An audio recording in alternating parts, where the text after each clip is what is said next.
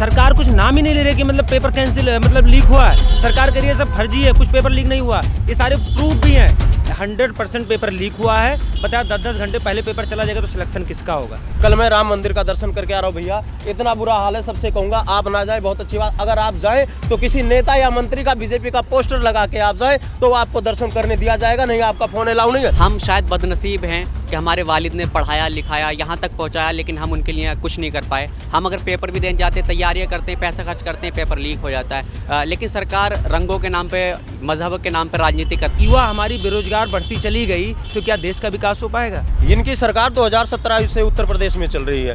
इन्होंने बड़े बड़े सपने दिखाए, जितने रोजगार रहे इनका पेपर एक बार भी अच्छी तरह से नहीं हुआ। जितने आए सारे लीक हो, कहाँ से लीक हो जाते।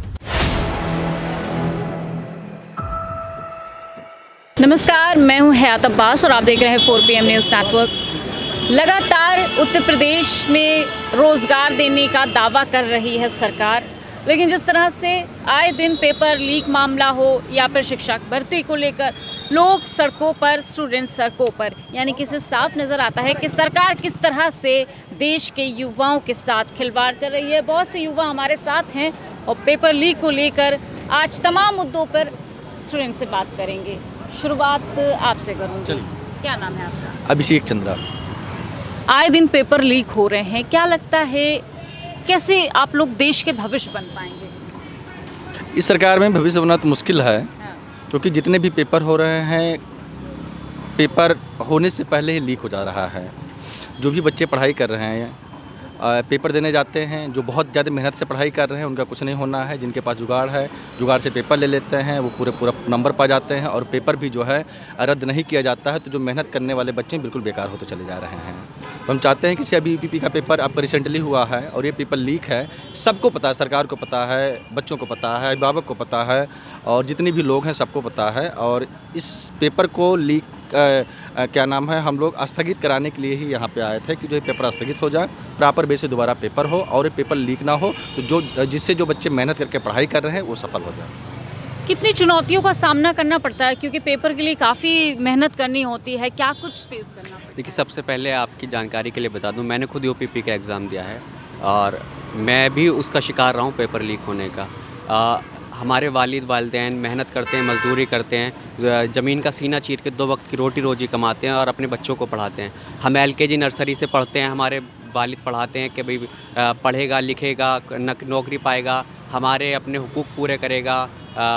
दुनिया भर की जिम्मेदारियाँ होती है जब बच्चा बड़ा हो जाता है। जैसे 12th के बाद में एग्ज़ाम भर्तियाँ आई, हम लोगों ने भर्ती में अपने कोचिंग वगैरह की, फॉर्म डाला। हम लोग बड़ी मुश्किल और मशक्क़तों का सामना करके दुनिया भर की परेशानियाँ और टेंशनें झेलने के बाद एग्ज़ाम सेंटर जाते हैं, एग्ज़ाम देते हैं। जब निकलते हैं पता चलता है कि आपका पेपर लीक हो गया।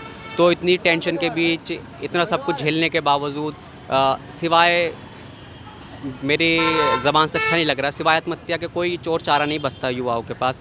लेकिन जिस नस्ल में, जिस मज़हब में पैदा हुआ, उसमें मायूसी कुफ्र है और लोग डूबते हुए सूरज को देख करके अपना दरवाज़ा बंद कर लेते हैं, उगते हुए सूरज को देख करके लोग अपना दरवाज़ा खोल देते हैं। लेकिन कोई नहीं, ज़िंदगी है। लेकिन सब कुछ जब अपने आप में अपने वालिद को, वालिदैन को, परिवार को, यार दोस्त रिश्तेदारों को मायूसी देखता हूँ तो मेरे जहन में 2 मिसरे आते हैं कि अहले दिल के वास्ते ज़िंदगी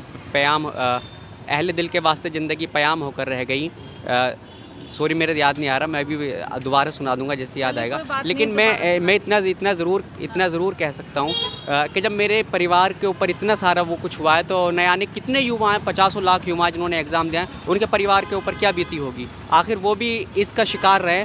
तो सरकार को सोचना चाहिए उन युवाओं के लिए, हमारे लिए, कि कोई अच्छे सा ऐसा प्रतिबंध किया जाए जिसमें आगे ऐसा कुछ ना हो पाए। और जितने भी एग्ज़ाम इस सरकार में हुए हैं वो सभी लीक हुए हैं। मेरे ख्याल से कोई भी पेपर सक्सेस नहीं हुआ, इनका सब अनसक्सेस हुए हैं। सरकार को जब एक्शन लेना चाहिए, ऐसे में खामोश है। बार बार पेपर लीक की घटनाएं या बार बार अपने रोज़गार की हक़ की मांग करने के लिए युवाओं को सड़क पे आना पड़ रहा है। अब राहुल गांधी भी मिले स्टूडेंट से, क्या नज़रिया है राहुल गांधी को लेकर? अब मैम, राहुल गांधी जी के विषय में तो मेरी कोई ख़ास राय नहीं है, बट मैं पेपर लीक के विषय में यहाँ आया हूँ तो वही मेरा मुद्दा है।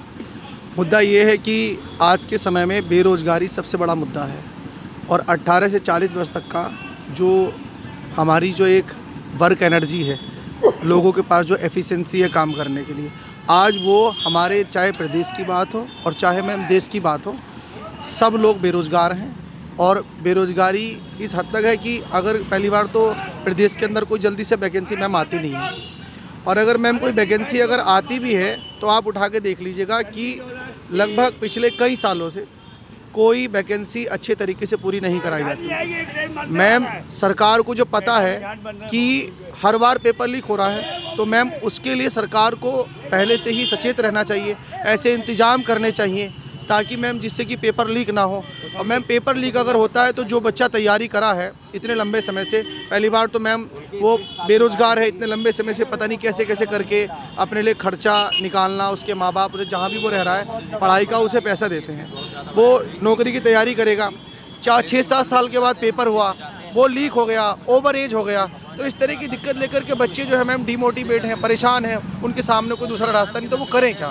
तो बस मैम यही कहना है कि इस पेपर लीक को किसी तरीके से सरकार अपने संज्ञान में ले, और ये पेपर अगर लीक हुआ है, जैसे कि सारी चीज़ें वायरल हो रही हैं सोशल मीडिया पे, तो इसको पेपर को दोबारा कराया जाए। मैम क्या कहना है? जब चारों तरफ से इस सब चीज़ को देखता हूँ तो जहन में आता है कि अहले दिल के वास्ते पैगाम होकर रह गई, ज़िंदगी मजबूरियों का नाम होकर रह गई। हम शायद बदनसीब हैं कि हमारे वालिद ने पढ़ाया लिखाया यहाँ तक पहुँचाया, लेकिन हम उनके लिए कुछ नहीं कर पाए। हम अगर पेपर भी देने जाते, तैयारियाँ करते हैं, पैसा खर्च करते हैं, पेपर लीक हो जाता है। लेकिन सरकार रंगों के नाम पे, मजहब के नाम पे राजनीति करती है, उसमें आगे बढ़ चढ़ के हिस्सा लेती है, लेकिन युवाओं को रोज़गार के नाम पे हिस्सा नहीं देती। अगर युवाओं के ऊपर युवाओं को रोज़गार देती है तो मैम फ़ीस 500-600 रुपये रख दी जाती है। ये फ़ीस खाते हैं, ये कुछ नहीं करते। हम लोगों ने फॉर्म भरा, हमारे 400-500 रुपये फ़ीस के चले गए। बताओ, इतना सब कुछ करने के बाद ये कहाँ से क्या आएगा। बल्कि जात बिरादरी धर्म और मज़हब के नाम पर ये बार बार पेपर लीक की घटनाएं सामने आ रही हो। एक तरफ सरकार ये दावा कर रही है कि हमने 2 करोड़ युवाओं को रोज़गार दिया। मैम 2 करोड़ रोज़गार इन्होंने कहाँ दिया, किसे दे दिया? चूहे बिल्ली को दे दिया? आप हमें बताएं। हमने अभी कुछ टाइम पहले एक बहन जी के चैनल के माध्यम से बताया, जब आप देखोगे हमने क्या हुआ, इतने सालों से वैकेंसी हमारी आ रही है, ठीक है, हमने सुन लिया इतने साल बाद वैकेंसी आ रही, फटाफट हम जाके ऑनलाइन करवाए, हमारे पास नहीं हुआ, जाता है निवास बनवाने के लिए टाइम लगता है मैम, तुरंत नहीं बन जाता। जो बंदा प्रदेश में, वो बेचारा वहाँ से छुट्टी लेके अपने बॉस से आएगा, बोलेगा सर हमें 1 हफ्ते की छुट्टी चाहिए, उसका बॉस बोलेगा 1 हफ्ते में नहीं आया, काम से निकाल दूंगा।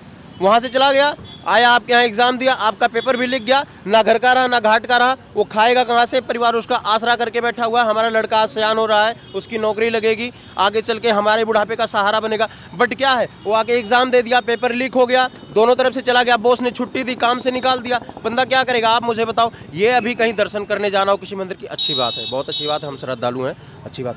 मगर क्या है, अभी कहीं जाना होगा इन्हें तो ये क्या करेंगे? इतनी ट्रेन चला देंगे, इतनी बसें सेवा कर देंगे। आप विद्यार्थी के लिए कुछ कर दो। आपने उनसे पहले पैसे ले लिए हैं एग्जाम के लिए, आपने नोटिस करवाए हैं, अगले ने आपको ऑनलाइन के पैसे दिए हैं। अगर आप बताओ 50 लाख बंदों का पेपर लीक हो गया, क्या होगा? वो पैसे कहाँ गए? किसके खाते में गए? हमारे अकाउंट में आए, आप वाले में आए? आप बता दो किसके में आए? सरकार के उसमें गए। बहुत ही निकम्मी सरकार है इस टाइम, बिना हमारे फेवर के सरकार नहीं बनी है। इनकी सरकार 2017 से उत्तर प्रदेश में चल रही है। इन्होंने बड़े बड़े सपने दिखाए, जितने रोजगार रहे, इनका पेपर एक बार भी अच्छी तरह से नहीं हुआ, जितने आए सारे लीक हो। कहाँ से लीक हो जाते? हमारी सरकार नहीं थी या अदर सरकार नहीं थी, सबकी थी, अच्छे से होते थे, युवा कितना खुश था। लेकिन आज दिवा दर दर भटक रहा है, कुछ नहीं सुना जा रहा। और कल मैंने देखा, कल मैं राम मंदिर का दर्शन करके आ रहा हूँ भैया, इतना बुरा हाल है, सबसे कहूँगा आप ना जाए, बहुत अच्छी बात। अगर आप जाएं तो किसी नेता या मंत्री का, बीजेपी का पोस्टर लगा के आप जाएं तो आपको दर्शन करने दिया जाएगा, नहीं आपका फोन अलाउ नहीं है। एक मिनट, ये आपने क्यों कहा कि भाजपा वालों को क्या सिर्फ एंट्री मिल रही है? मैं बता रहा हूँ, मैंने कल अपनी आंखों से देखा, वहाँ पे जितने भाजपा वाले लेबल थे, मेरा फोन उन्होंने जमा करा लिया। मैं हरियाणा का रहने वाला पंकज यादव हूँ, मेरे पड़ोसी मेजर आशीष दैनिक रहे जो आज 5 महीने पहले शहीद हो गए। मैंने वहाँ के लोगों को बताया भैया मैं उनके गांव से आया हूँ, मुझे मेरा फोन अलाउ कर दो, 15 लोगों का मेरा ग्रुप है। उन्होंने बोला आप किसी के भी हो, हमें मतलब नहीं। लेकिन हमारे बगल में एक बंदा बीजेपी का लेबल खड़ा था, सारा कुछ उसके साथ, बंदे लेके गए अंदर, फोन हमें नहीं जाने दिया गया। लेकिन मैं तो सीधा कहूँगा, मतलब क्या आप हिंदू नहीं थे क्या? मैं हिंदू हूँ मैम, मैं आप प्रूफ दिखा दूँ आपको। ये रहा मेरा, नहीं 1 मिनट, ये रहा मेरा आधार कार्ड, नाम लिखा है पंकज यादव, पता है हरियाणा पानीपत, मकान नहीं। तो क्या आप भाजपा ये तय करेगी कि कौन मंदिर जाए? मैं क्या करूं मैम, आप खुद बताओ। मैंने खुद अपनी आंखों से देखा, मैं झूठ नहीं बोल रहा हूं, मैं एक पैसे का झूठ नहीं बोल रहा। वहाँ पे एक सुशील यादव है जो वहाँ पे स्कैनर पे हैं, अगर आप बोलो उनके, कल मेरी बात हुई है, कल उनसे मैं आपकी बात करा दूंगा। अभी वहाँ पे क्या है, अगर आप भैया जाते हैं राम मंदिर पे दर्शन करने तो आप भाजपा का लेबल लगा के आप जाइए, पूरी फैसिलिटी के साथ आप जाएंगे, आपका फोन आपके पास जाएगा, आपका बैग आपके साथ जाएगा, सब कुछ आपके। अगर आप अदर आदमी हैं तो आपकी सारी चीज़ लॉकर में जमा हो जाएगी। क्यों हो जाएगी? ये नियम किसने लगा दिया? वहाँ फोन नहीं जाएगा, किसने लगा दिया? भेदभाव क्यों चल रहा है? किसने ये नियम वहाँ पे लगा दिए? अभी उससे पहले इन्होंने सारी सेलिब्रिटी को बुला लिया, सबको बुला लिया, लेकिन दर्शन किसी के नहीं हुए। जो हमारे अरुण जी हैं हमारे, जो उन्होंने रामानंद सागर में भगवान श्री राम का रोल निभाया था, इतना अच्छा उन्होंने रोल निभाया, लेकिन वो बेचारे अयोध्या से नाराज होकर चले गए। उन्होंने एक बात बोली, किसी मीडिया वाले भाई ने उनसे बोला कि अब तो सपना पूरा हो गया। उन्होंने बोला सीधी बात, हाँ भैया सपना हो गया, लेकिन हमें भगवान के दर्शन नहीं हुए। ये चीज़ गलत हुआ। आप इतने बड़े नहीं थे, आप एक महाप्रधानमंत्री थे, उनको बुला के आपको स्पेशल दर्शन कराना था। सभी सेलिब्रिटी को आपने बुला के प्रचार तो करवा लिया, अच्छी बात है, भगवान जी का मंदिर बन रहा था, बहुत अच्छी बात है, लेकिन आपने उनको दर्शन कराना था। दुनिया आज उन्हें भगवान के नाम से पूछती है, कहीं भी दिख जाते हैं लोग दौड़ के उनका पैर छूते, भगवान आ गए हमारे, उनको आपने दर्शन नहीं कराया। मैं उनकी बात से वो नाराज होकर अयोध्या से चले गए। जब देश का युवा नाराज है, किसान नाराज है, सभी तबके नाराज हैं, तो मोदी जी 400 पार का नारा कैसे दे रहे हैं? मोदी जी बस ये देखो, कहते हैं सीधा सबका साथ सबका विकास। हमारे पास ईवीएम है तो हमारे पास सबका साथ है, हमारे पास आज ईवीएम नहीं है तो किसी का विकास नहीं है। हम सीधी बात कहते हैं, आज ईवीएम हटा के बैलेट पेपर पे चुनाव करा ले, डंके की चोट पे कहते हैं 403 या 405 जो भी ये सीट कह रहे हैं अपनी, 200 सीट ही निकालनी मुश्किल हो जाएगी। मैं अच्छी बात आपसे कह रहा हूँ। और सबसे बड़ी बात ये कहते हैं, हरियाणा और पंजाब के जो किसान हो गए आतंकवादी हैं, खालिस्तानी है, आपने कभी देखा नहीं, आप हमारे साथ चलो, हम चल के दिखाएंगे। इन्होंने बड़े बड़े कील रोड पे लगवा दिए, खड्डे खुदवा दिए। शंभू बॉर्डर पे आप चल के देखो क्या हालत हुई हमारे किसानों की। पिछले बार किसान आंदोलन चला, 750 किसान हमारे शहीद हो गए। राकेश टिकैत ने इतनी मजबूती दिखाई, अगर उन्होंने 1 साल का आंदोलन न किया होता तो ये इनके तीनों काले कानून वापस ना होते।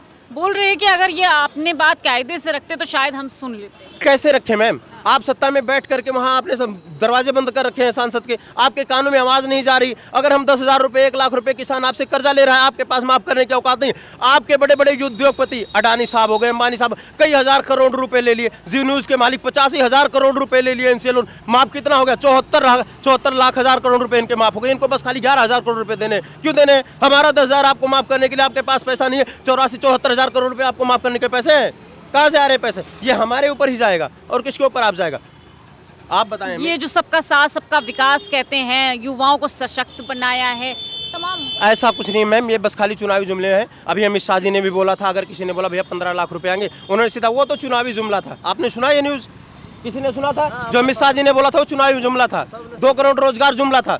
हमारे देश का गृह मंत्री एक तड़ी पार बैठा है, उसका लड़का BCCI का वो बन के बैठा है। कोई नहीं कहता परिवारवाद है। अगर किसी और सेकेंड आदमी बन जाएगा, प्राइम मिनिस्टर, मान लो कोई पूर्व रह गया, उसका लड़का हो गया मुख्यमंत्री, परिवारवाद आ गया। कहाँ से आ गया भैया? आपका लड़का बैठा है। अभी एक नो बॉल अगर एम्पायर दे दे, अगर वो उनका जो लड़का है ना देखे अगर रिव्यू करके, तो बता नहीं सकता एम्पायर ने नो बॉल क्यों दे दिया, और उसको BCCI का अध्यक्ष बना के बैठा दिया गया है। क्यों बैठा दिया गया है? उसने पेपर दे के बन गया। कहाँ से लाया वो पेपर? हमें तो नहीं बनाया जाता, हमें क्यों नहीं? अभी आप कहीं भी चले जाओ, छोटी जगह मंदिर का हमें दर्शन करना है, साइड हो जाओ, साइड हो जाओ, सब लोग साइड हो जाओ, भगवान जी आ रहे हैं। मतलब भगवान वही हो गए, पता नहीं भगवान को उनके दर्शन होंगे या वो भगवान के दर्शन करेंगे। हमें तो भीड़ भड़के में जाके करना पड़ता है। हमारा फोन कल जमा करा लिया गया, बोला नहीं। हमने कहा भैया हम मेजर आशीष दैनिक के भाई हैं, उनके गांव से आए हैं, वो शहीद हो गए हैं आज 5 महीने पहले। किसी ने हमारी बात नहीं सुनी, बोले आप कहीं के मुख्यमंत्री हो, हम नहीं जाने देंगे। हमारे साथ में एक लड़का खड़ा था BJP का लेबल लगा के, उसको ऐसे लोगों ने ले गए जैसे कहीं नेता मंत्री जा रहा हो। आप कह रहे हैं कि आप एक सैनिक के भाई हैं, शहीद हुए, वो तो देश के गर्व है, उन पे गर्व होना चाहिए। आपको तो एंट्री मिलनी चाहिए। तो मिलना चाहिए, हमने बताया, लेकिन हमें परमिशन नहीं हुई। उन्होंने बोला भैया आप जाके दर्शन कर सकते हैं, लेकिन आपका फ़ोन नहीं जाएगा। आप बताओ मैम, हमारे लिए फ़ोन नहीं जाएगा, अभी कोई और जाएगा, उनके लिए फ़ोन जाएगा। ऐसा क्यों भेदभाव चल रहा है इस सरकार में? आप अग्निवीर योजना को कैसे देखते हैं? क्योंकि एक सैनिक परिवार नहीं चलेगी मैम। मैं तो सीधे अग्निवीर योजना पे मैं बिल्कुल बात ही नहीं करना चाहता, हमारे हित में नहीं है। मैं उसको बिल्कुल डिस्क्लेम कर चुका हूँ, मुझे नहीं चाहिए वो चीज़। मैं अपने हिसाब में ठीक हूँ, मैं अपनी खेती करके जी लूँगा मुझे, लेकिन उसमें भी हमें नहीं दे रहे बेनिफिट, उसमें भी हमें नहीं दे रहे हैं। अगर हम धरने पे आते हैं, किसी बात को लेके आएंगे तो सीधा कहते हो खालिस्तान से आए। भैया हमारे पास आपके ज़माने में, आप कहते हो ना नकली आधार कार्ड, आपके ज़माने में कहाँ से बन जा रहा है नकली आधार कार्ड? आप मुझे बताओ। आप इतने डंके के चोट सारी जगह आप बैठो, डबल इंजन की सरकार है आपकी। हरियाणा में ये मनोहर लाल खट्टर जी हैं, उनका काम इस बार है नहीं, वो आने नहीं इस बार हरियाणा में, तो आने ही नहीं वो। अच्छा, इतनी नाराज़गी है। हमने आपको सीधी बात बता दी। अभी वहाँ पे एक कुछ टाइम पहले आए थे, राकेश टिकैत जी आए थे। वहाँ पे इतनी ज़्यादा भीड़, 1 लाख लोगों का खाना बना हुआ था, जबकि खाना और ज़्यादा बना था और इतनी पब्लिक थी। वहीं पे मनोहर लाल खट्टर जी आए थे, 40,000 आदमी लाने मुश्किल हो गए थे। तो ये चीज़ें हैं। अभी कुछ टाइम पहले वहाँ पे राहुल गांधी ने यात्रा निकाली थी, पूरा हमारा 25 सेक्टर का, बिग बाजार का जो भी है, हुड्डा सेक्टर पूरा भरा पड़ा था। तो क्या है, हमारा जो अभी युवा वो कांग्रेस की तरफ जा रहा है और जाएगा।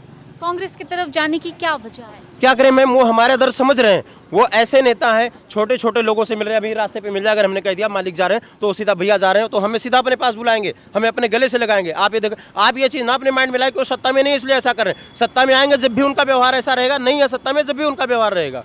मैं ये कहना चाहता हूँ। जैसे हम ये कहना चाहते हैं, हमें राजनीति से मतलब नहीं है, लेकिन हम युवाओं के बारे में बात करने के लिए कह रहे थे। जैसे यूपीपी वाला मुद्दा है, यूपीपी में आपने देखा होगा कितने बड़े स्तर पे धांधली हुई। 8-8, 10-10 घंटे पहले पेपर हर बच्चे के पास पहुंच गया था। सोशल मीडिया के अकॉर्डिंग हर जगह फैल गया था। अब आप ये बताइए, सोशल मीडिया के अकॉर्डिंग फैल गया था, उसके बाद में सरकार कुछ नाम ही नहीं ले रही कि मतलब पेपर कैंसिल, मतलब लीक हुआ है। सरकार कह रही है सब फर्जी है, कुछ पेपर लीक नहीं हुआ। ये सारे प्रूफ भी हैं। 100% पेपर लीक हुआ है। बताया 10-10 घंटे पहले पेपर चला जाएगा तो सिलेक्शन किसका होगा? हम लोग कोचिंग चलाते हैं, हम बता रहे हैं, हमारे सामने बच्चे ऐसे भी आए हैं जो पैर पकड़ के रो रहे थे, सर अब हम बताइए करें क्या। मतलब जो घर से उनके पिताजी मजदूरी करते हैं, कुछ भी जेवर बेच के आए थे पढ़ने के लिए, कि इन्होंने वैकेंसी निकाली, टाइम इतना कम समय दिया, तो बच्चों ने सोचा कि घर से चलते हैं, 1-2 महीने अच्छे से तैयारी करते हैं, दिन रात एक कर देते हैं, लाइब्रेरी में या कहीं भी पढ़ के तैयारी करते हैं, हम लोग को हमारा जीवन सफल हो जाए, घर वालों का सपना पूरा हो जाए। बच्चे दिन रात मेहनत करके 18-18 घंटे, 16-16 घंटे पढ़ाई करते थे। उसके बाद में जब बच्चा पेपर दे के निकले तो ये सुने कि पेपर तो लीक हो गया 10 घंटे पहले। बताइए उस पर क्या दर्द बीतेगी। मतलब आज के समय में ये हो गया, बच्चा तो मतलब पढ़ ही नहीं सकता। बताइए बच्चा ये चीज़ें सुनेगा, हताश हो जाएगा, तैयारी करेगा आगे चल के। और अगर युवा हमारी बेरोजगार बढ़ती चली गई तो क्या देश का विकास हो पाएगा?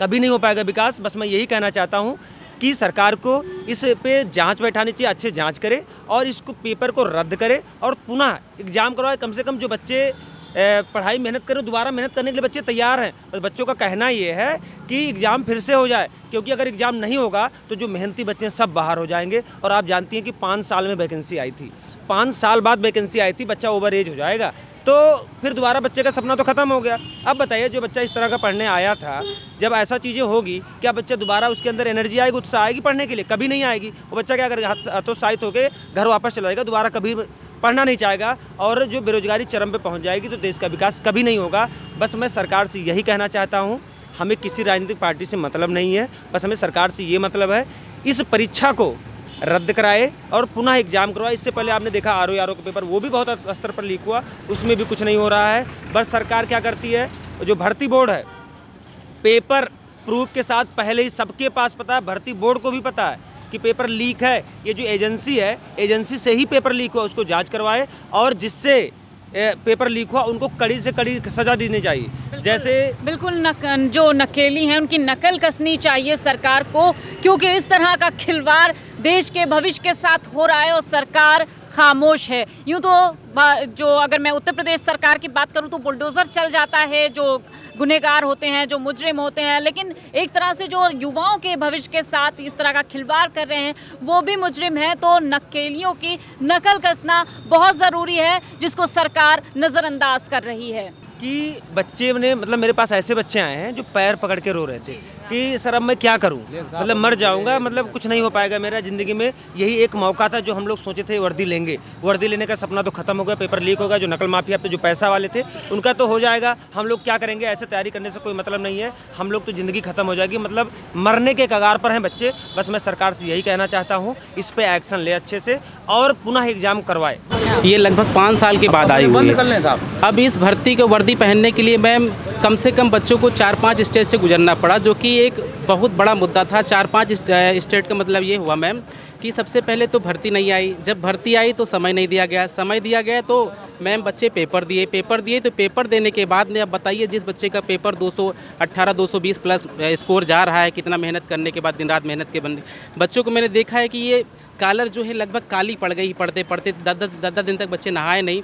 उसके बाद मैम बताइए पेपर देके एक बच्चा आता है और एक थोड़ी सी खुशी मनाता है कि हाँ चलिए मेरा पेपर अच्छा हुआ, इस बार हो सकता है मेरा कल्याण हो जाए। लेकिन वो बच्चा बताइए आता है और दूसरे दिन पता चलता है पेपर लीक हो गया। बताइए उस बच्चे के ऊपर क्या बीतेगी मैम। तो मैम किसी राजनीतिक मुद्दे पर तो बात नहीं करूँगा, बस इतना कहना चाह रहा हूँ सरकार से कि जो भी पेपर हो रहे हैं उसको एक अच्छे तरीके से पेपर के स्टेप करवा के ऑनलाइन माध्यम का या कोई भी किसी प्रकार का, क्या दुनिया में क्या इतनी भारत की इतनी पढ़ी लिखी जनता में क्या कोई ऐसा एक कोई स्टेज नहीं है जिस स्टेज से मतलब भारत में होने वाली परीक्षाएं जो है एक सुचारू रूप से या सही ढंग से कराई जा सके। ऐसा अभी तक कोई मुद्दा नहीं जिस पे जो है पेपर पूरी तरीके से जो है सही तौर पे आया हो, या ऐसा मतलब बच्चों को न लगा हो पेपर देने के बाद में कि पेपर जो है चलिए सही हुआ है। सारे के सारे पेपर लीक हो रहे हैं। मैं बस यही कहना चाह रहा हूँ, आप मेरी बात सरकार तक पहुँचाइए। बिल्कुल, तो देश की राजनीति की एक तरफ है, धर्म पे राजनीति करना सख्त गलत है क्योंकि धर्म पे राजनीति होनी नहीं चाहिए। और दूसरी बात, युवाओं का जो भविष्य है वो बहुत ज़रूरी है क्योंकि ये हमारे देश के भविष्य है। लेकिन लगातार हमारे देश के भविष्य के साथ